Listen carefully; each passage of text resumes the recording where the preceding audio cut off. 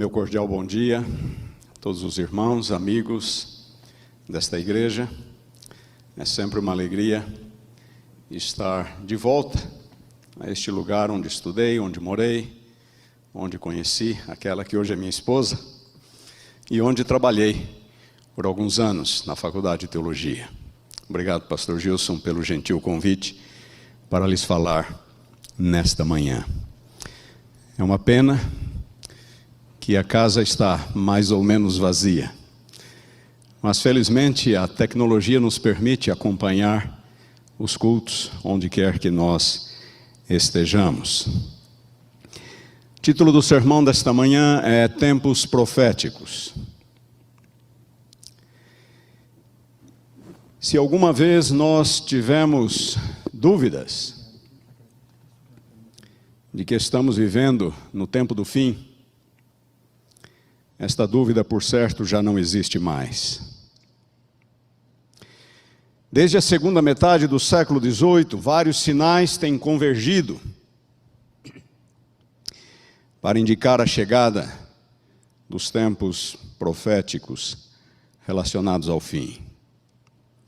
Sinais no sol, na lua, nas estrelas, terremotos e outros desastres naturais, guerras, rumores de guerras, fomes, sinais no mundo político, religioso.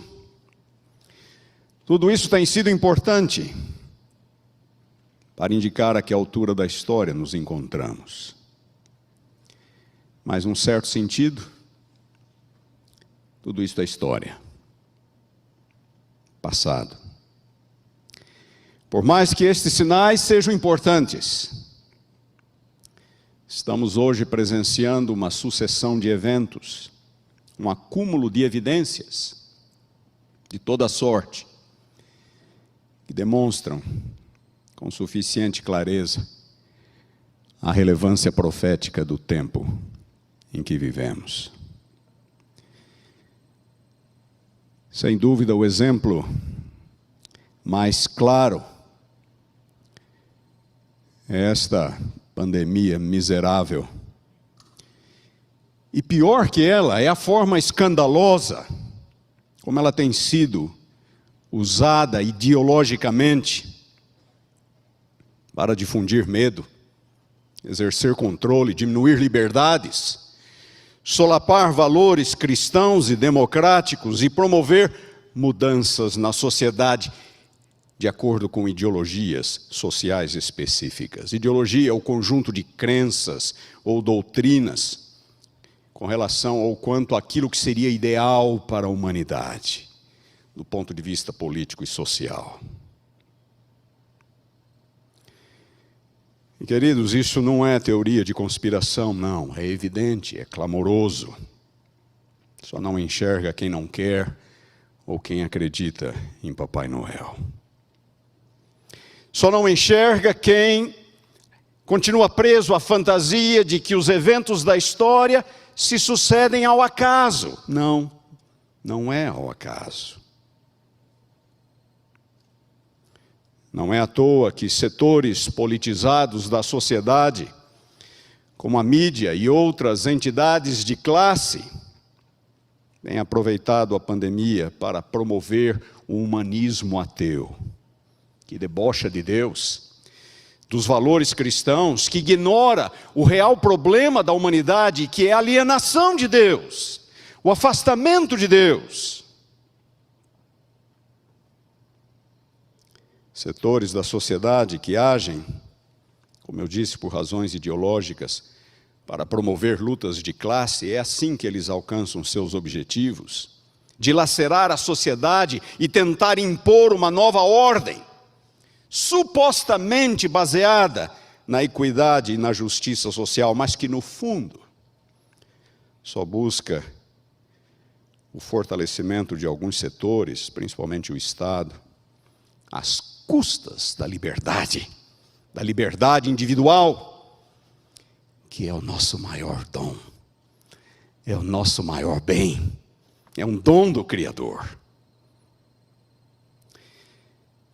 É neste contexto que entram, por exemplo, os vários ismos atuais: socialismo, ecologismo, racismo, feminismo, homossexualismo, transgenerismo e outros movimentos e ideologias que se opõem a Deus. Se opõem ao plano de Deus, aos valores de Deus. E introduzem em seu lugar valores humanos.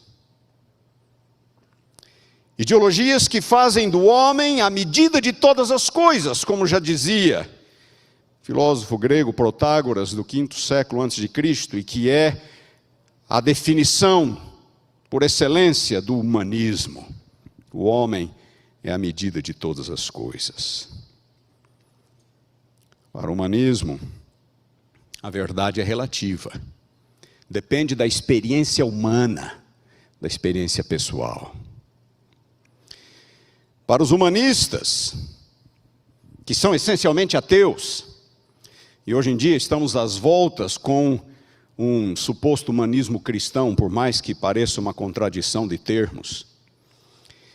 Mas para os humanistas, o verdadeiro problema da humanidade não é de cunho moral, não é o pecado, não é a alienação com Deus, não tem nada a ver com Deus. Para os humanistas, a graça divina é uma fantasia, uma utopia, não é a solução para absolutamente nada. Precisamos de outras soluções aqui e agora, de cunho social, político-social. O plano divino de um mundo que vai de mal a pior e a esperança futura, isso não interessa. Como eu disse, buscam soluções imediatas. Não importa os custos, não importa os danos ou os prejuízos pessoais. Mudam as noções de bem e de mal, de certo e de errado, de justo e de injusto. Pecado é varrido do vocabulário e da realidade humana. Deus é visto como uma mera construção imaginária. E o cristianismo, para usar uma velha frase, como o ópio do povo. Os valores bíblico-cristãos como ultrapassados, culturalmente condicionados, injustos, inaceitáveis. Valores com relação à família, à liberdade, à educação, trabalho, moral e uma série de outros. Nesta manhã eu gostaria de focar nas questões morais que assolam a sociedade moderna e que têm se manifestado, inclusive, no seio da igreja. Eu quero convidá-los a abrirmos a Bíblia na segunda carta de Paulo a Timóteo, no capítulo 3. Vou começar com esta passagem. Vamos ler várias passagens hoje. Em determinado momento do sermão, ele vai parecer mais um estudo do que um sermão propriamente dito. 2 Timóteo capítulo 3, versículos 1 a 5. Paulo escrevendo ao seu fiel auxiliar que se encontrava em Éfeso, Paulo declara o seguinte: sabe, porém, isto, que nos últimos dias sobrevirão tempos difíceis,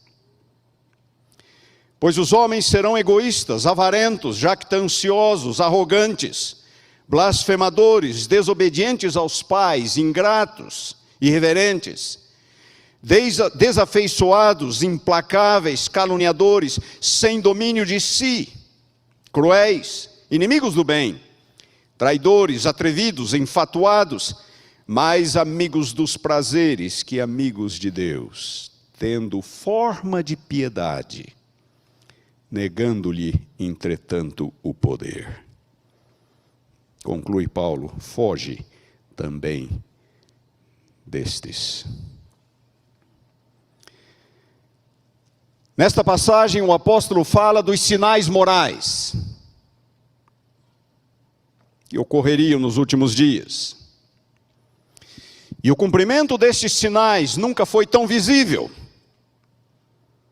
nunca foi tão atual como nos dias de hoje.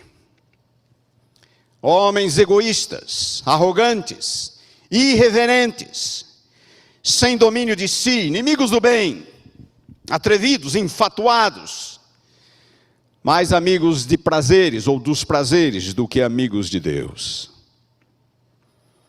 E ao dizer, tendo forma de piedade, negando-lhes entretanto poder, Paulo explicitamente traz este problema para dentro da igreja. Pessoas de dentro, que teriam forma de piedade, mas lhe negariam o poder. Pretensos cristãos, que agiriam desta forma, tentariam subverter valores e princípios morais, os princípios mais fundamentais da fé cristã. E agora eu quero conduzi-los numa pequena jornada histórica e bíblica. E eu quero começar com Atos capítulo 15.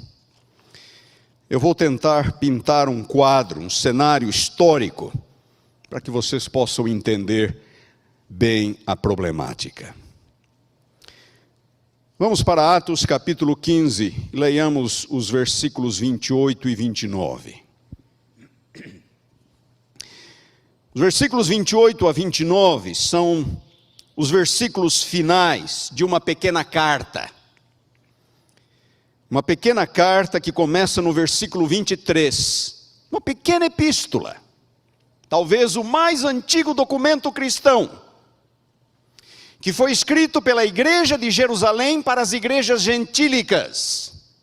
E nos versículos 28 e 29 nós lemos: pois pareceu bem ao Espírito Santo e a nós, da igreja de Jerusalém, incluindo-se os apóstolos, não vos impor, as igrejas gentílicas, maior encargo além destas coisas essenciais, que vos abstenhais das coisas sacrificadas a ídolos, bem como do sangue, da carne de animais sufocados e das relações sexuais ilícitas.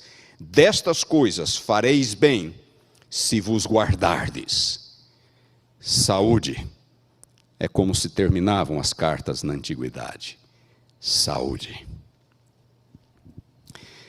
Em Atos 15 nós encontramos a descrição do chamado Concílio de Jerusalém, que ocorreu no ano 49 da nossa era. Uma década e meia, aproximadamente, quase duas, após a ascensão de Jesus. Nos dois capítulos anteriores, capítulos 13 e 14 de Atos, nós encontramos a primeira viagem missionária de Paulo. O primeiro esforço, devidamente organizado, planejado, para ultrapassar as fronteiras judaicas com o Evangelho e alcançar o mundo pagão, o mundo gentílico.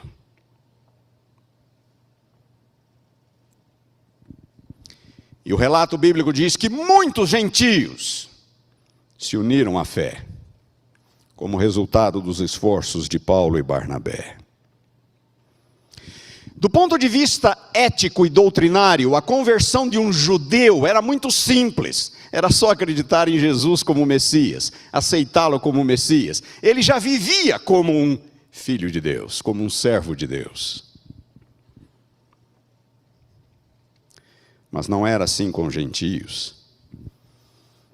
Os gentios viviam imersos no paganismo, que permeava todos os aspectos da vida, todos, do nascimento à morte, tudo, todos os afazeres, todos os momentos marcantes da vida, giravam em torno da idolatria e adoração, sacrifícios aos deuses. E um dos elementos mais característicos da vida pagã na antiguidade era a imoralidade. Nós vivemos num mundo que, de certo modo, ainda é medido por valores morais cristãos, bíblico-cristãos, regido por uma moral cristã, ainda que ela esteja sob ataque. Mas por causa disso, muitos de nós sequer imaginamos quão bizarra era a vida na antiguidade. Quão devasso era o paganismo na antiguidade. O adultério era encorajado. Era ridículo alguém que não o praticasse. O homossexualismo era generalizado. Na mitologia egípcia, ele evocava a prática dos próprios deuses. Entre os romanos, era legal, do ponto de vista da lei, era legal, desde que a parte ativa fosse um cidadão romano. O cidadão romano não poderia ser a parte passiva, e os romanos abusavam dos escravos e dos estrangeiros com absoluta frequência. Os imperadores romanos, Calígula, foi apunhalado nas genitálias exatamente por um de seus escravos, a quem ele abusara durante muito tempo. Os imperadores mais devassos que existiram. Os imperadores estavam acima da lei, num certo sentido. Eles eram a lei. O imperador Nero, aquele que executou Paulo e Pedro, teve 3 esposas e 2 esposos. Pederastia, sexo com meninos, entre os gregos era visto com bons olhos. Segundo alguns filósofos, promovia o desenvolvimento pessoal. Era aceitável pelos romanos, desde que a parte passiva, como eu disse, fosse um escravo ou um estrangeiro. Bestialidade, sexo com animais. Em alguns círculos pagãos da antiguidade, acreditava-se que promovia virilidade, trazia boa sorte e prosperidade. No Egito, a moda era sexo com crocodilos. Necrofilia, sexo com cadáveres, também herdado da mitologia. A mitologia era o espelho usado pela população em geral, que os deuses faziam, eles faziam. Os egípcios eram obcecados com vida após a morte. Necrofilia era uma prática absolutamente comum. Sexo e religião, imoralidade e paganismo se misturavam numa simbiose que degradava e aviltava o ser humano, criado à imagem e à semelhança de Deus. Um dos elementos mais característicos do paganismo antigo era o culto da fertilidade. Fertilidade era tudo para os antigos pagãos. A continuidade da família, da cidade, do estado, dependia da fertilidade, da procriação. A vida dependia da fertilidade, a agricultura para prover alimento, chuva, os rios, a caça. Fertilidade era tudo para os antigos. Baal era o deus da fertilidade. E no Monte Carmelo nós temos exatamente uma luta entre quem é o verdadeiro Deus da fertilidade. Quem é o Deus que dá a chuva? Elias e os profetas de Baal. Baal era filho de Azerá. E na mitologia cananita, Baal e Azerá, eles têm intercurso sexual frequentes. Era o paganismo antigo. O culto da fertilidade nos contextos pagãos era celebrado mediante álcool e orgias sexuais. O sexo era o símbolo, talvez, maior da fertilidade. Nos templos da fertilidade havia prostitutas cultuais, ou prostitutos homossexuais cultuais. Corinto e Éfeso, nos dias de Paulo, eram centros pagãos, onde o culto da fertilidade exercia um papel importante. Muitos adoradores vinham de longe. O escritor romano Estrabo diz que em Corinto havia mais de 1000 prostitutas cultuais, sacerdotisas do sexo. Era tanto a depravação que entre os próprios gregos cunhou-se um verbo, korintiazestai, derivado da palavra Corinto, korintiazestai, que significa viver como os coríntios, para descrever um comportamento imoral, dissoluto. Era um mundo assim, que a igreja foi chamada a evangelizar. Imaginem. No Antigo Testamento, a grande luta do povo de Israel era com ou contra o paganismo, especialmente cananita. Quando o povo de Israel sai do Egito, Deus deixa bem claro: vocês não terão participação em absolutamente nada daquilo que vocês deixaram para trás, o paganismo egípcio, e não deverão ter nenhuma participação daquilo que vocês vão encontrar pela frente, o paganismo cananita. Vocês são uma nação santa, separada. Israel não conseguiu manter a sua separação. O reino do norte foi destruído em 722 a.C., o reino do sul levado para o cativeiro. A Bíblia é clara. Motivo? Idolatria, paganismo. Mas no cativeiro babilônico, os judeus foram curados da idolatria. Eles entenderam o recado de Deus. Nunca mais a idolatria, paganismo, se achou em Israel. Nunca mais, desde o cativeiro babilônico. E os judeus, depois do cativeiro babilônico, no período entre os dois testamentos, 400 anos de história entre os dois testamentos, os judeus se tornaram acusadores ferrenhos, opositores ferrenhos de tudo aquilo que caracterizava o paganismo antigo, principalmente a imoralidade. Existe muita literatura judaica deste período. E aqui em Atos 15, a igreja enfrentando este problema pela primeira vez. Paulo, recém-voltar de sua primeira viagem, Paulo e Barnabé. Muitos gentios se unindo à fé. A igreja em Jerusalém ficou de cabelos em pé. O assunto era a circuncisão, e nós costumamos enfatizar aquilo que o concílio isentou os gentios, que era a circuncisão. Gentios não precisam se tornar judeus para serem aceitos na igreja. Mas pouco falamos sobre aquilo que a igreja de Jerusalém exigiu dos gentios. Aqueles 4 pontos, os versículos 28 e 29. Para se unirem à fé, os gentios deveriam renunciar totalmente o paganismo com tudo aquilo que ele representava.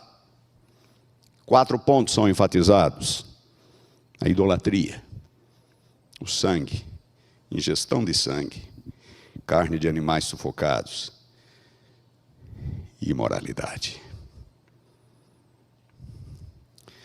Algumas pessoas que não conhecem a Bíblia acham que essas quatro exigências são tudo o que a igreja agora passa a exigir dos gentios, que todas as outras exigências veterotestamentárias já não precisam mais ser seguidas. Nada disso.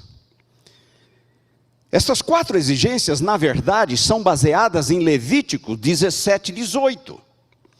Em Levítico 17, 18, nós temos um regulamento muito claro, ou alguns regulamentos muito claros quanto aos estrangeiros, pagãos estrangeiros que quisessem viver em Israel.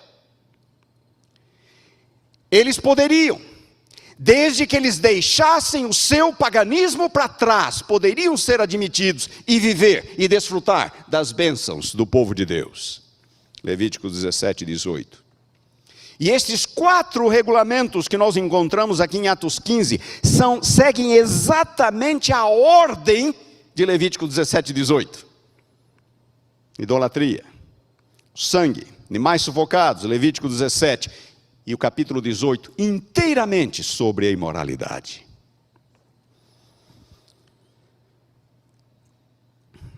Recomendo que você leia Levítico 18, posteriormente. O texto é claríssimo, nos versículos 6 a 18, por exemplo.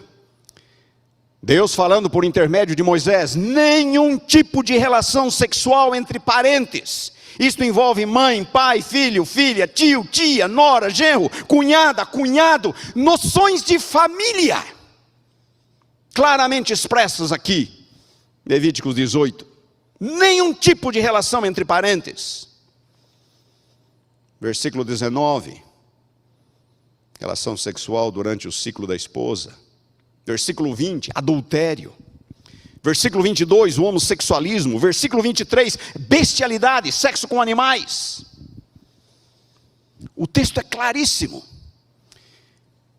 O pagão estrangeiro que quiser viver em Israel precisa renunciar ao seu paganismo, com tudo o que ele representa. Uma vez dentro, vai viver pelas leis de Deus. Mas o ponto aqui é o que ele tem que deixar para trás, o que ele tem que renunciar. Vamos a Levítico 18, e eu quero ler apenas 3 versículos. Levítico 18, versículos 24 a 26. Ao final destas orientações,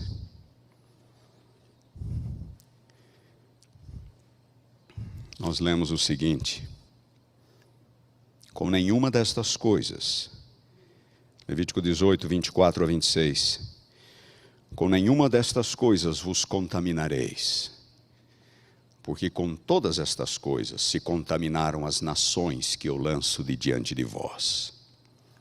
E a terra se contaminou, e eu visitei nela a sua iniquidade, e ela vomitou seus moradores. Porém vós guardareis os meus estatutos, os meus juízos. Nenhuma destas abominações fareis, nem o natural, nem o peregrino, o estrangeiro que peregrina entre vós.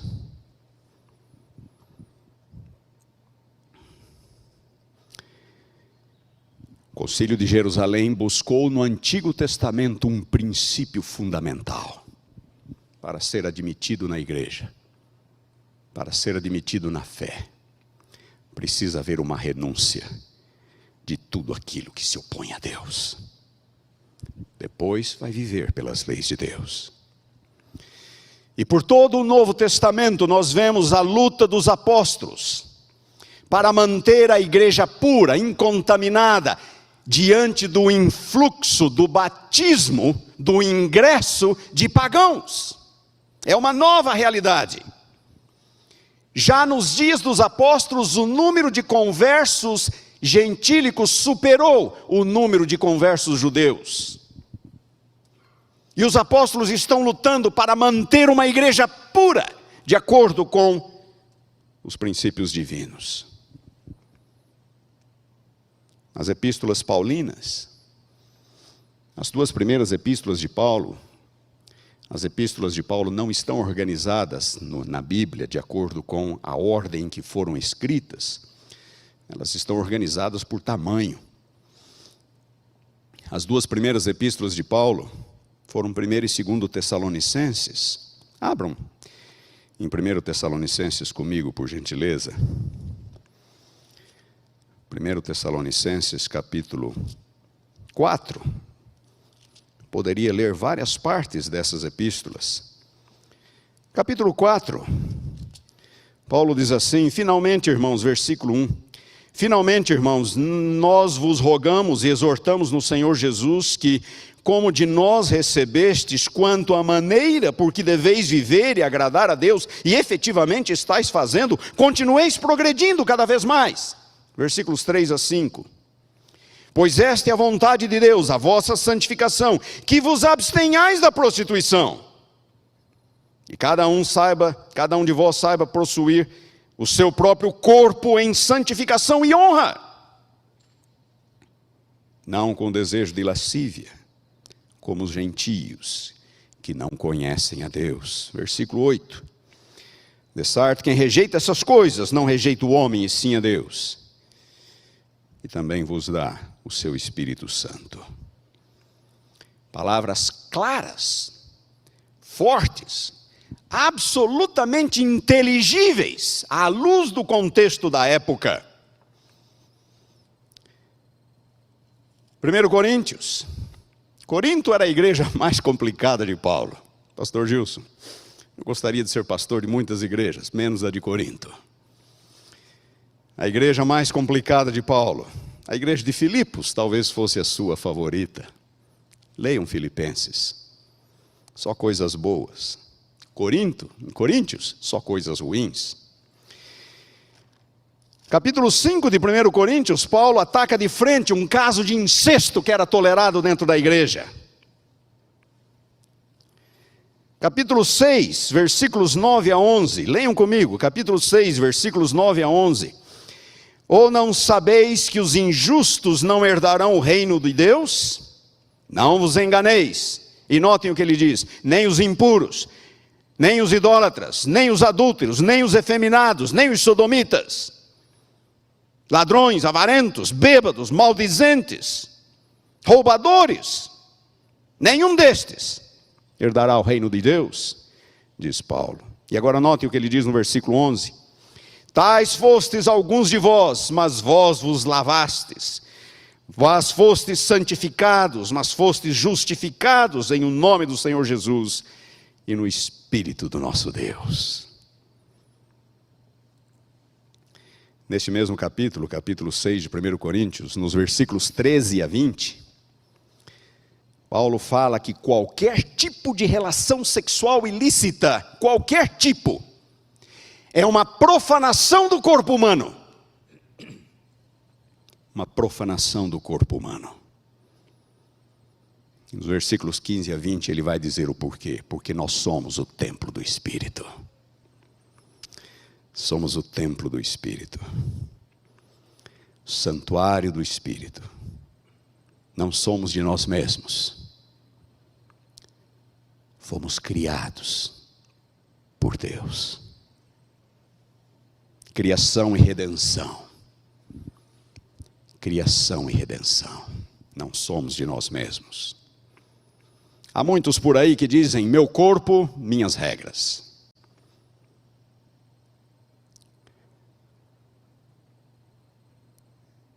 Isto não se harmoniza com o princípio bíblico da criação e da redenção.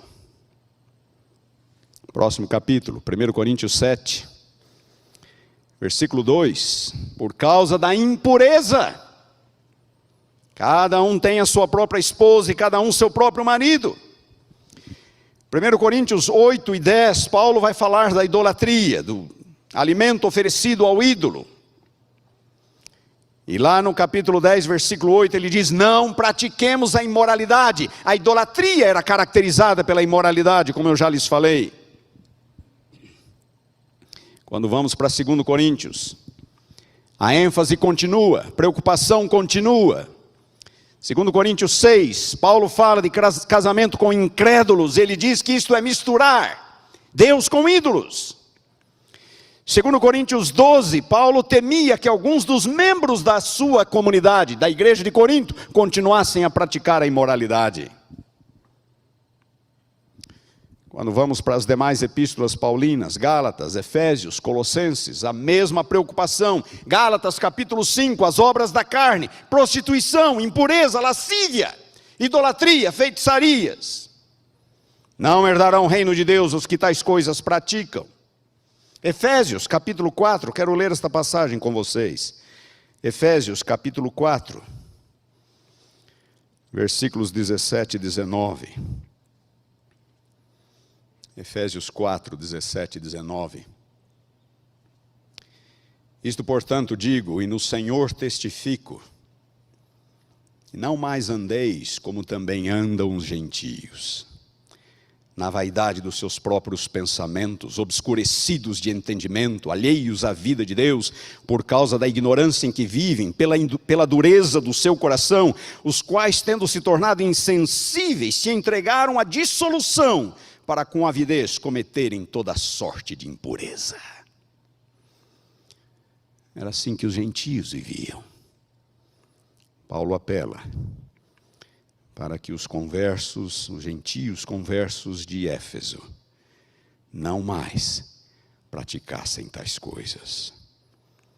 Colossenses capítulo 3, fazei morrer a vossa natureza terrena, prostituição, impureza, paixão, lascívia. É o esforço de Paulo em fazer com que os seus conversos gentílicos adotassem um novo princípio de vida. Nas epístolas pastorais, nós começamos lendo uma passagem de 2 Timóteo. Quero ler agora uma passagem de 1 Timóteo, capítulo 1, versículos 8 a 11. Vocês se lembram, eu falei que Éfeso era um dos centros pagãos e imorais da antiguidade, do paganismo e da imoralidade. Timóteo estava em Éfeso quando Paulo escreveu essas duas cartas a ele. E nos versículos 8 a 11, logo na primeira epístola, primeiro capítulo de 1 Timóteo, Paulo fala: a que é que a lei se opõe? A lei é boa, diz ele, desde que alguém se utiliza de modo legítimo, tendo em vista que não se promulga uma lei para quem é justo. A lei é promulgada, diz Paulo, para os transgressores, rebeldes, irreverentes, pecadores, ímpios, profanos, parricidas, matricidas, homicidas.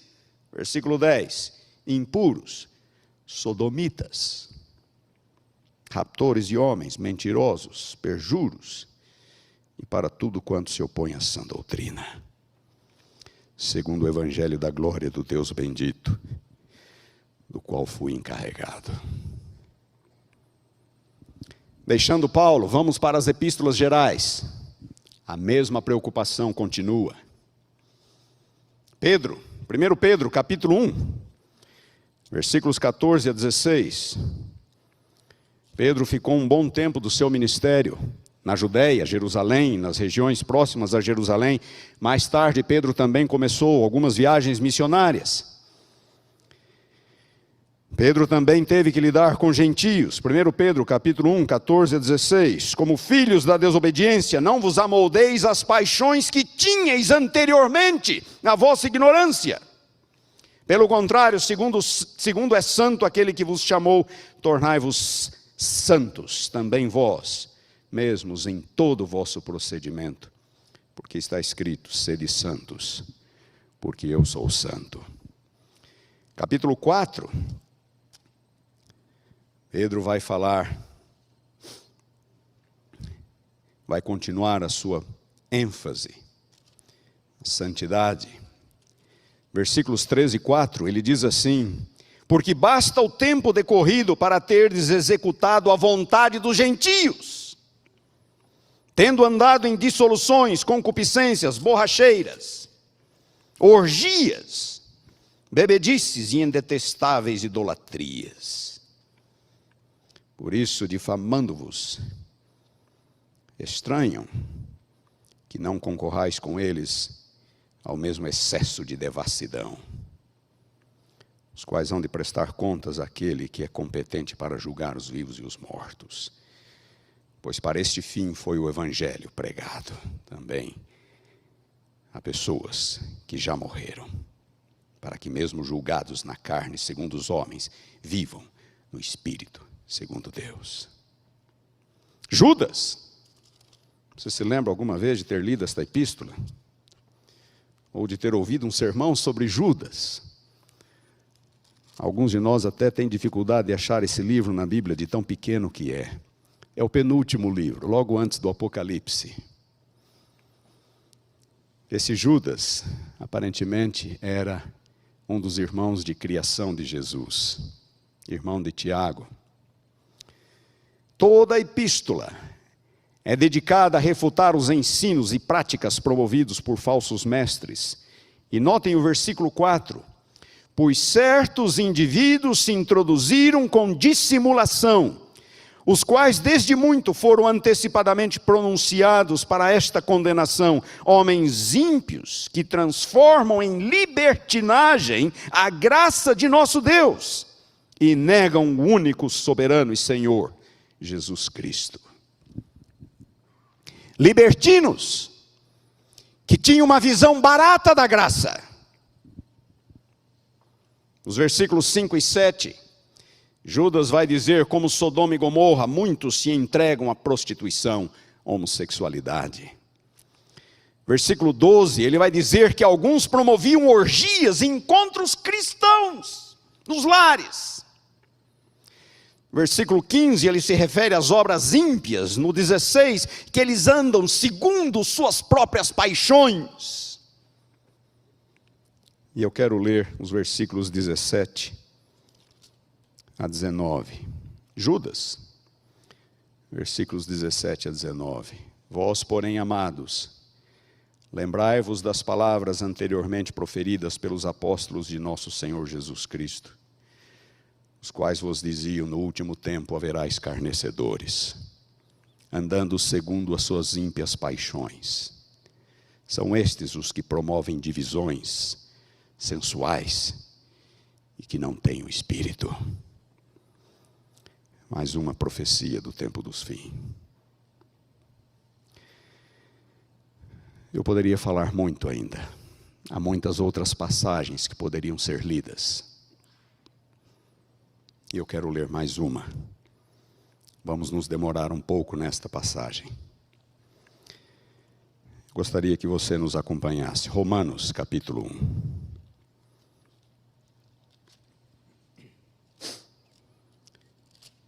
Romanos capítulo 1.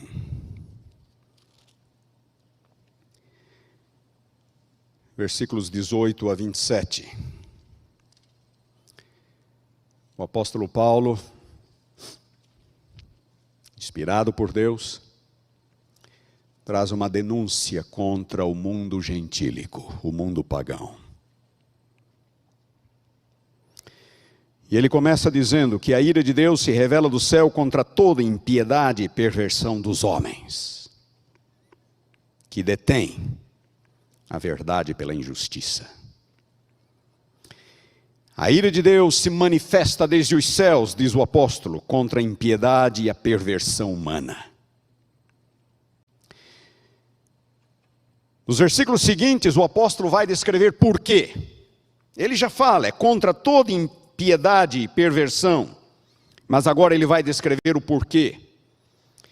Começando já na segunda parte do versículo 18, ele diz: porque eles detêm a verdade pela injustiça. Eles suprimem a verdade pela injustiça.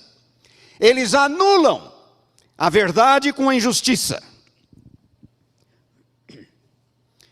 Nos versículos 19 a 20, Paulo continua dizendo: porquanto o que de Deus se pode conhecer é manifesto entre eles, porque Deus lhes manifestou. Porque os atributos invisíveis de Deus, assim o seu eterno poder, como também sua própria divindade, claramente se reconhecem desde o princípio do mundo, sendo percebido por meio das coisas que foram criados. Tais homens são, por isso, indesculpáveis. Qual é a ênfase do apóstolo ao descrever os gentios, os pagãos?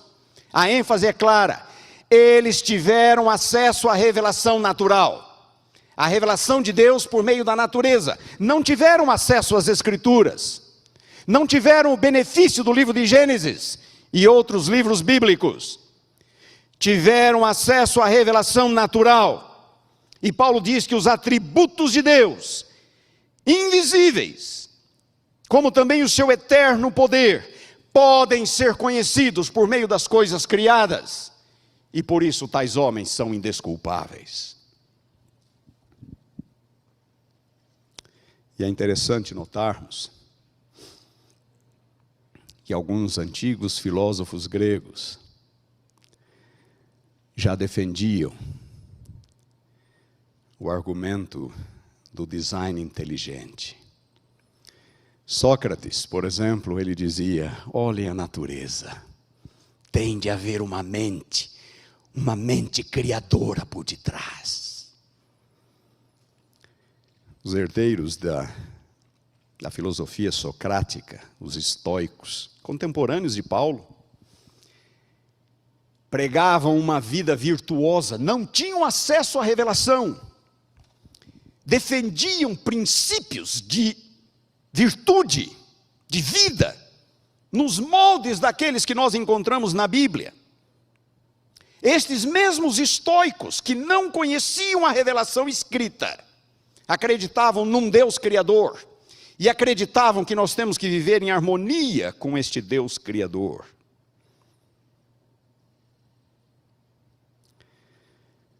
Os estoicos criticavam o homossexualismo. E eles diziam que a própria anatomia humana nos mostra o caminho. A própria anatomia humana. Versículo 21. Porquanto, tendo o conhecimento de Deus, não o glorificaram como Deus, nem lhe deram graças, antes se tornaram nulos em seus próprios raciocínios, obscurecendo-se-lhes o coração insensato.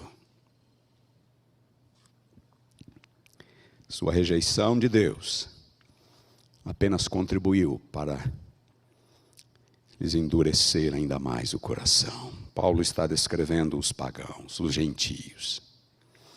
No que se segue, os versículos 22 a 32, Paulo descreve então o resultado da ira de Deus. Lembrando que ele fala no versículo 18, que a ira de Deus se manifesta. Nos versículos 19 a 21, ele fala o porquê da ira de Deus. Não reconheceram o Criador por meio das coisas criadas. E agora ele vai falar no resultado da ira de Deus. E ele repete o padrão 3 vezes. Paulo é claro. Deem uma olhada nos versículos 23 e 24. Olhem o resultado. Quem sabe podemos ler o 22. Inculcando-se por sábios, tornaram-se loucos. E notem o que eles fizeram. Mudaram a glória do Deus incorruptível em semelhança da imagem do homem corruptível, como de aves, quadrúpedes, répteis. Idolatria. No 24. Por isso Deus os entregou tais homens à imundícia. Entregou tais homens à imundícia, pela concupiscência do seu próprio coração, para desonrarem o seu corpo entre si. Versículo 25 e 26. Por isso eles mudaram a verdade de Deus. Lembram-se lá do 23? Deem uma olhada de novo no 23. Mudaram a glória de Deus. 24. Por isso Deus os entregou. Notem a segunda repetição agora, no 25 e 26. Eles mudaram a verdade de Deus em mentira, servindo a criatura em lugar do Criador. 26.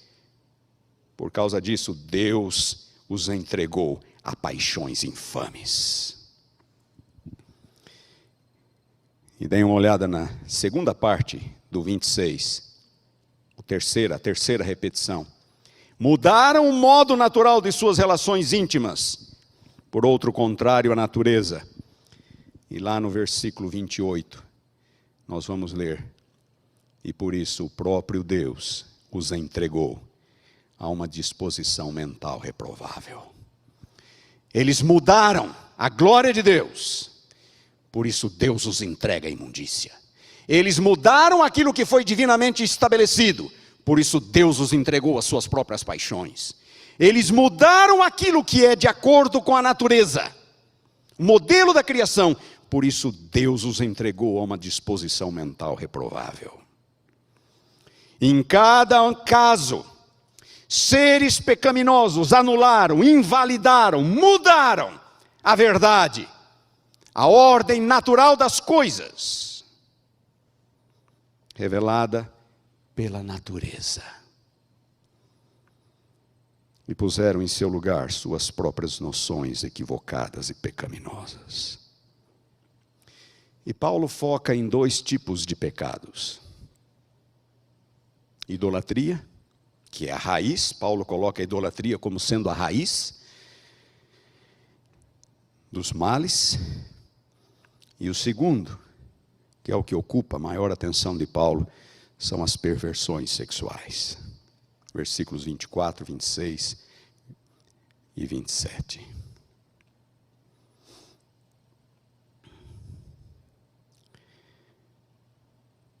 A ênfase de Paulo está no homossexualismo, que ele define no versículo 24 como sendo imundícia. No versículo 26, como paixões infames. Dêem uma olhada no versículo 26. Por causa disso, Deus os entregou a paixões infames, porque até as mulheres mudaram o modo natural de suas relações íntimas por outro contrário à natureza. E no 27 ele vai falar dos homens. Semelhantemente, os homens, também deixando o contato natural da mulher, se inflamaram mutuamente em sua sensualidade, cometendo torpeza homens com homens e recebendo em si mesmos a merecida punição pelo seu erro.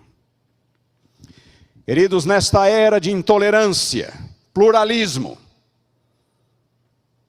em que nós vivemos, é importante que ouçamos o que Paulo está dizendo. São 3 os argumentos comumente apresentados pelos defensores do homossexualismo. Eles tentam interpretar Paulo como se o que Paulo condenasse fosse apenas o sexo contrário à natureza da pessoa. Que Paulo diz, é contrário à natureza. Então eles dizem, o que Paulo condena é aquilo que é contrário à natureza da pessoa, do indivíduo. Portanto, se uma pessoa é heterossexual, sexo com pessoa do mesmo sexo seria contrário à natureza dessa pessoa. Por conseguinte, errado. Da mesma forma, se uma pessoa é homossexual, sexo com pessoa de outro sexo seria contrário à natureza dessa pessoa e, portanto, errado. Paulo, porém, não advoga essa noção individualizada de natureza. O termo grego utilizado por Paulo aqui, natureza, natural, está de acordo com o ensino bíblico. Aquilo que é natural é aquilo como foi criado por Deus. Encontramos esta ênfase no Antigo Testamento. A atividade homossexual é uma deturpação da criação original de Deus em algo totalmente diferente daquilo que Ele idealizou. E prestem atenção, nos versículos 26 e 27, Romanos 1, as palavras aqui utilizadas por Paulo para homem e mulher, não são as palavras comuns para homem e mulher. São as mesmas palavras que encontramos em Gênesis capítulo 1, versículo 27. Quando diz que Deus criou o homem à sua imagem e semelhança. Homem e mulher os criou. As palavras que Paulo usa aqui são as mesmas que aparecem lá. E não são as palavras normais para homem e mulher. São as palavras para macho e fêmea. A ênfase não é só no gênero, é na anatomia. É na anatomia. Deus criou o macho e Deus criou a fêmea. Essa noção individualizada de natureza que alguns proclamam, não está em harmonia com as Escrituras. Outro argumento é o de que o que Paulo condena é apenas o uso violento da prática homossexual, como meio de controle, de humilhação ou de prazer unilateral. Ou seja, Paulo seria apenas contra o abuso sexual de outra pessoa do mesmo sexo e não contra o ato consensual. Não. O ato consensual é uma expressão de amor, dizem eles.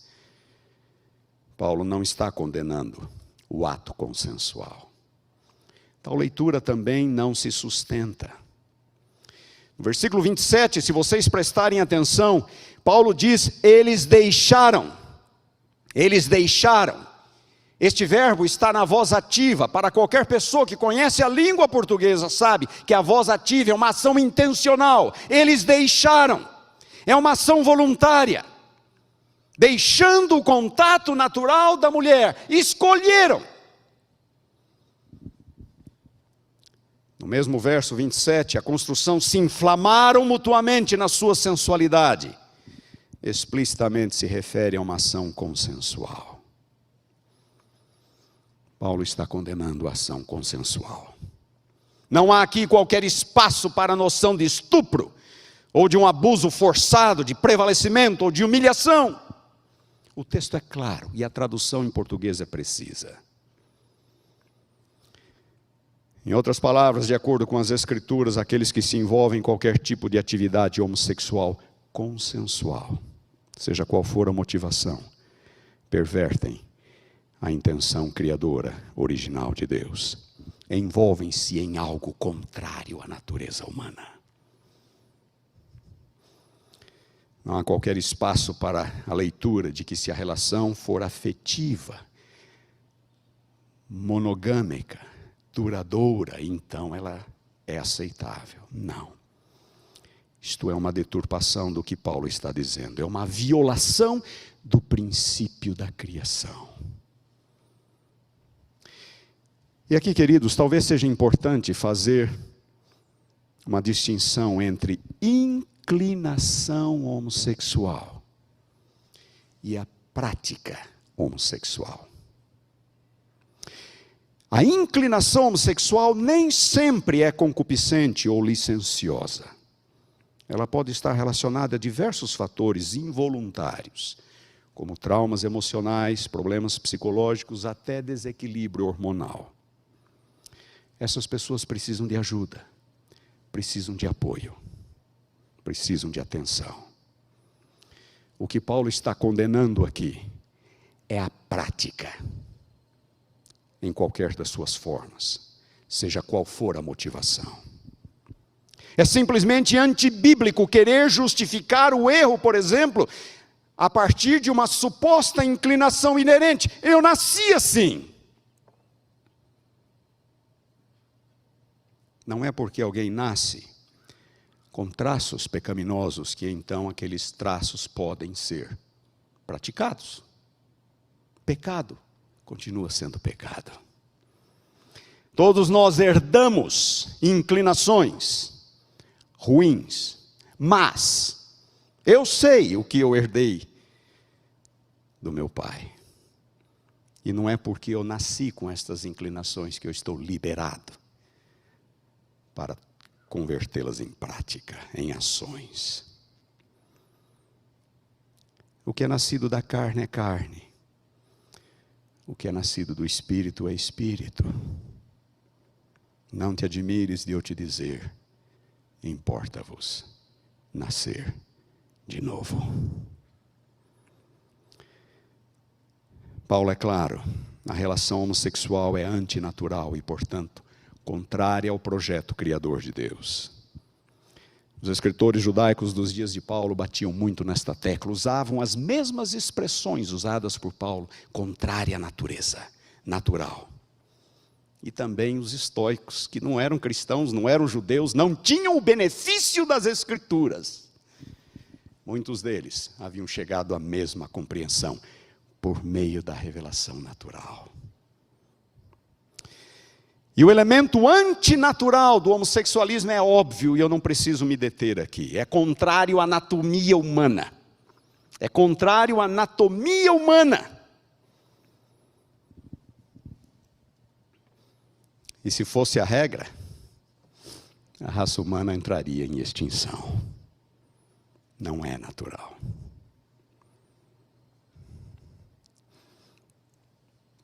Eu ainda tenho alguns minutos. Sabem como que os antigos pagãos justificavam a prática homossexual? Eles utilizavam os argumentos mais bizarros possíveis. Alguns deles diziam que a conjunção dos astros no momento do nascimento explica por que alguns nascem com inclinação homossexual. O argumento mais comum, porém, era um apelo à mitologia, às histórias dos deuses, como, por exemplo, o argumento de Aristófanes, um poeta grego do 5º para o 4º século antes de Cristo. E ele dizia uma história muito interessante. Ele dizia que, no princípio, os deuses criaram 3 criaturas, arredondadas, com 4 pernas, 4 braços cada uma, uma criatura masculina, uma criatura feminina e uma criatura híbrida, masculina e feminina. Os deuses, no princípio, criaram 3 criaturas. Ok? Todas arredondadas, todas tinham 2 rostos, um pescoço cilíndrico, todas tinham 2 órgãos sexuais, 4 pernas e 4 braços. Uma criatura era toda masculina, outra criatura toda feminina e outra criatura meio masculina, meio feminina. Por haverem conspirado contra os deuses, então estes, sob a liderança de Zeus, que é o Deus supremo na mitologia grega, eles decidiram punir essas criaturas, cortando-as ao meio. Assim, aquela criatura masculina produziu 2 homens. Aquela criatura feminina, cortada ao meio, produziu 2 mulheres. E aquela criatura híbrida, meio masculina, meio feminina, cortada ao meio, produziu 1 homem e 1 mulher. Vocês estão acompanhando por enquanto? 3 criaturas, uma masculina, uma feminina e uma híbrida. Cortadas ao meio, a masculina produziu 2 homens, a feminina produziu 2 mulheres. E a híbrida produziu 1 homem e 1 mulher. Continua Aristófanes.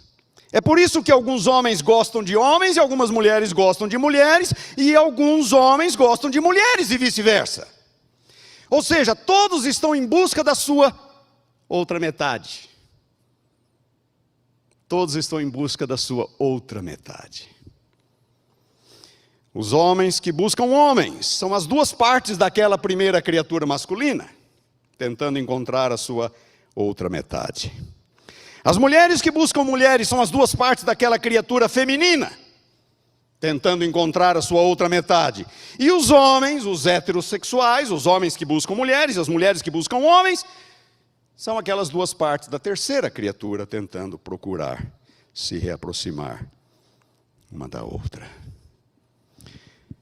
Irmãos, o ponto aqui é claro. Além da bizarrice da explicação, o ponto é claro. É isto que acontece quando criamos deuses à nossa imagem e à nossa semelhança. Paganismo nada mais é do que deuses criados à imagem e à semelhança humana. Uma noção degradada de Deus resulta numa noção degradada da criação, que por sua vez resulta numa noção degradada do ser humano e da vida humana. Quando os deuses não passam de projeções daquilo que somos e fazemos, tudo se torna válido. Não há limites para as loucuras e depravações humanas. Quando os deuses não passam de projeções daquilo que nós pensamos, não há limites. Não há limites para as loucuras e depravações humanas. Lições para hoje. Aqueles que hoje em dia advogam o homossexualismo ou qualquer outro tipo de liberdade sexual fora dos padrões bíblico-cristãos, sem exceção, ou não acreditam em Deus, ou mantêm uma visão terrivelmente equivocada acerca de Deus e das Escrituras. Por detrás do homossexualismo e de praticamente todos os demais ismos que nos cercam, está uma visão humanista, antropocêntrica, é o homem no centro, não é Deus no centro. Não é Deus e o seu projeto criador no centro, como apresentado nas Escrituras. No humanismo secular, rejeita-se a própria existência de Deus. A maioria, hoje, são ateus que não acreditam em Deus. Centros universitários estão recheados de humanistas ateus. Grupos políticos partem de premissas humanísticas que ignoram, desconhecem, anulam a Deus. E como eu disse, estamos às voltas agora com o humanismo cristão, por mais que isto seja contraditório. No humanismo secular, rejeita-se a existência de Deus. No humanismo cristão, rejeitam-se os absolutos de Deus. A verdade é vista a partir da experiência humana. As pessoas podem escolher viver como viverem, como quiserem.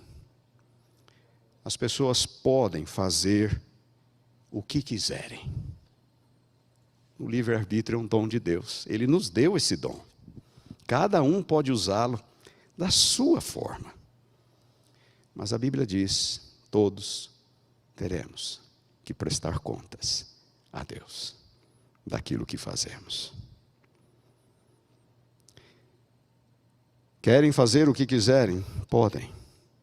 Mas não venham querer dizer que isto é compatível com as Escrituras ou com a fé cristã. Não é. Nós não interpretamos a Bíblia a partir da experiência humana, é o contrário. Nós interpretamos a experiência humana a partir da Bíblia, a partir dos absolutos de Deus. E nunca os dizeres de Paulo foram tão atuais, tendo conhecimento de Deus, não o glorificaram como Deus, nem lhe deram graças. Antes se tornaram nulos em seus próprios raciocínios, obscurecendo-se-lhes o coração insensato. Inculcando-se por sábios, tornaram-se loucos e mudaram a glória do Deus incorruptível em semelhança da imagem do homem corruptível. Queridos, vivemos tempos proféticos, tempos difíceis.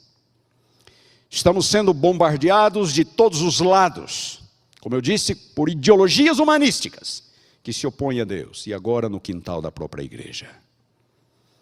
E aos poucos a resistência de alguns vai sendo minada, quebrada, pouco a pouco. E pouco a pouco, alguns vão sendo induzidos, condicionados a se acostumarem com as coisas. A luta não é pequena. Na verdade, é uma verdadeira luta entre o bem e o mal. É a mesma que se iniciou no Éden. Não é assim que Deus disse? Mas na verdade é assim. É uma luta entre a visão correta de Deus e sua santidade e uma visão degradada, humanizada de Deus. No princípio fomos criados à imagem e à semelhança de Deus. Agora querem fazer um Deus à imagem e à semelhança humana. Tempos proféticos. Os apóstolos e os cristãos primitivos lutaram muito para manter a igreja pura diante do ingresso de gentios, de ex-pagãos. Os apóstolos lutaram para que eles tivessem uma noção clara de quem Deus realmente é e do compromisso de vida que Ele espera. E agora pessoas de dentro até querem neutralizar aqueles esforços e reintroduzir aquilo que eles lutaram para que ficasse de fora. Queridos, a igreja não precisa de pessoas assim, que tentam reescrever a Bíblia, que tentam reescrever o cristianismo, que têm apenas o rótulo de cristãos, mas que não têm um coração convertido, que mantêm uma visão humanística, antropocêntrica da religião e da realidade. O que a igreja precisa é de pessoas fiéis, que não abram mão do seu compromisso com Deus, com o Criador, que não abdiquem dos princípios bíblicos, que não rejeitem a solução divina para os males que assolam o mundo, mas que creiam que Deus é hoje o que Ele sempre foi, que Ele continua tão santo hoje como Ele sempre foi. Pessoas que sabem que os padrões divinos são infinitamente melhores que os nossos. Não importa quão boas sejam as intenções. A terceira mensagem angélica: temei a Deus e dai-lhe glória. Adorai aquele que fez o céu, a terra e o mar e as fontes das águas. É a ênfase no Criador, numa época em que o mundo já praticamente o abandonou. Neste mundo, o apelo lá de Levíticos, e que é repetido por Pedro, continua ecoando: sede santos, porque eu sou santo. Que Deus nos abençoe. Vamos ouvir uma mensagem musical agora.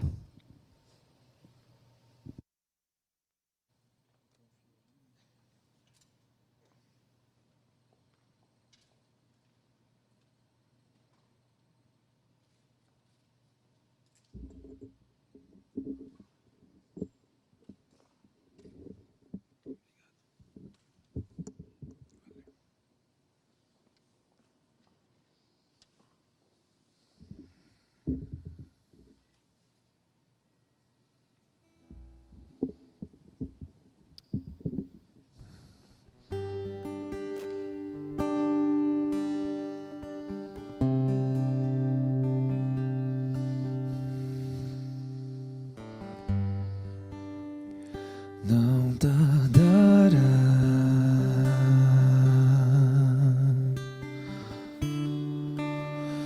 Cristo irá voltar.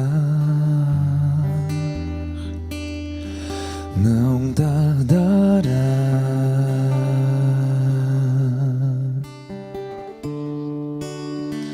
vamos para o lar.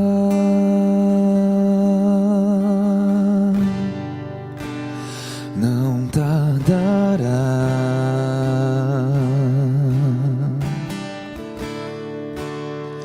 Cristo irá voltar. Não tardará,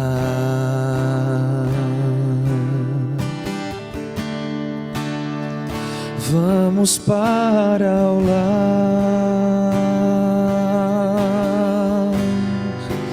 Eu quero me preparar,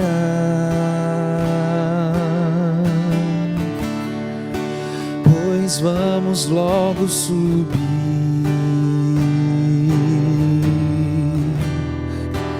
E quero junto a você lá no céu conversar com Jesus.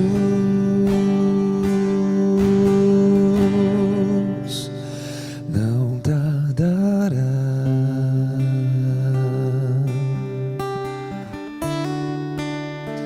Cristo irá voltar. Não tardará,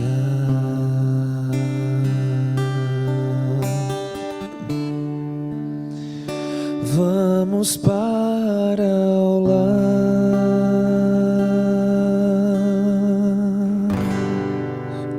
Amém.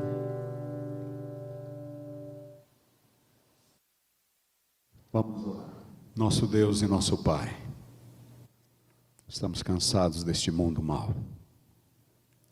Sabemos que Satanás está irado e tem aumentado seus esforços para enganar, para iludir, para desviar.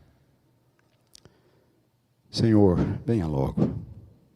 Queremos estar contigo no lar eterno, onde não teremos mais as dores, os problemas, as lágrimas, onde o pecado não existirá mais. Poderemos estar contigo para todo sempre, cumprindo com tua graça o teu propósito eterno. Nos reconsagramos a ti neste momento, suplicando-te perdão e o poder do Espírito para vivermos de acordo com os teus princípios, para que sejamos santos, porque tu és santo. Despede a tua igreja, onde quer que ela se encontre, em paz, com tua graça e o poder do Espírito. Em nome de Jesus, amém.